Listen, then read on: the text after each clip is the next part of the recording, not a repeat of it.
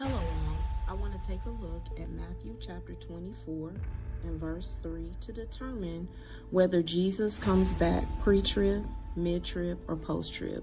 I don't want to tell you when he comes back. I want you to divorce what you've learned up until this point and look in the scripture, Matthew chapter 24 and verse 3. Again, this is pre-trib, mid-trib, or post-trib. And this will tell us when he actually raptures us out. And as he sat upon the Mount of Olives, the disciples came unto him privately, saying, Tell us, when shall these things be? And when shall be the sign of thy coming and the end of the world?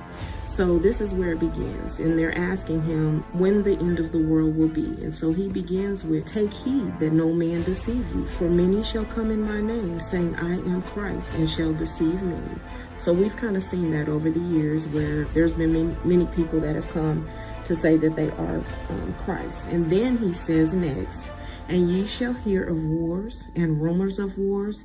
See that ye be not troubled, for all these things must come to pass, but the end is still not yet. For nation shall rise against nation, which is ethnos against ethnos, if you look that up, and kingdom against kingdom, and there shall be famines and pestilence and earthquakes in diverse places. And I believe that we have seen earthquakes in diverse places. I believe that we're seeing pestilence right now with COVID going on. And all these things are the beginning of sorrows. So he's telling us that these are the beginning of sorrows. It's not the end completely, but it's just the beginning. And then shall they deliver you up to be afflicted. Who are they delivering up to be afflicted? The saints, and shall kill you, and ye shall be hated of all nations. So it's letting us know that the saints will be hated of all nations. And then shall many be offended, and shall betray one another, and shall hate one another. And many false prophets shall arise, and shall deceive many. Verse 12, And because iniquity shall abound, the love of many shall wax cold, but he that endure until the end shall be saved. And it's letting us know that the gospel of the kingdom shall be preached in all the world for a witness unto all nations, and then shall the end come. So he's letting us know the saints are still here, and the gospel is going to be preached in all the nations so the people can be saved. And when ye therefore shall see the abomination of desolation spoken of by Daniel the prophet stand in the holy place, whosoever readeth, let him understand. And then let them which be in Judea flee unto the mountains, and let him which be on the housetop not come down to take anything out of his house. Neither let him which is in the field return back to take his clothes. And woe unto them that are with child, with suck in those days.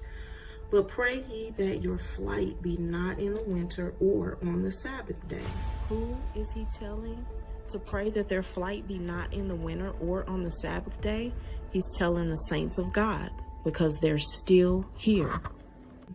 For then shall be great tribulation, such as what was not from the beginning of the world. And except those days should be shortened, there should be no flesh saved, but for the elect's sake. The elect is Christ's people. They're still here. Then if any man shall say unto you, Lo, here is Christ, or there, believe it not. So it's letting us know the saints are still here. For there shall arise false Christs and false prophets, and shall show great signs and wonders, and so much that if it were possible, they shall deceive the very elect. Wherefore, if they shall say unto you, Behold, he is in the desert, go not forth. He's talking to the saints, letting them know, don't go forth.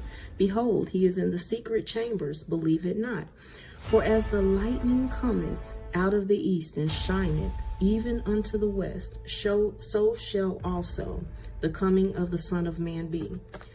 So wheresoever the carcass is, there will the eagles be gathered together.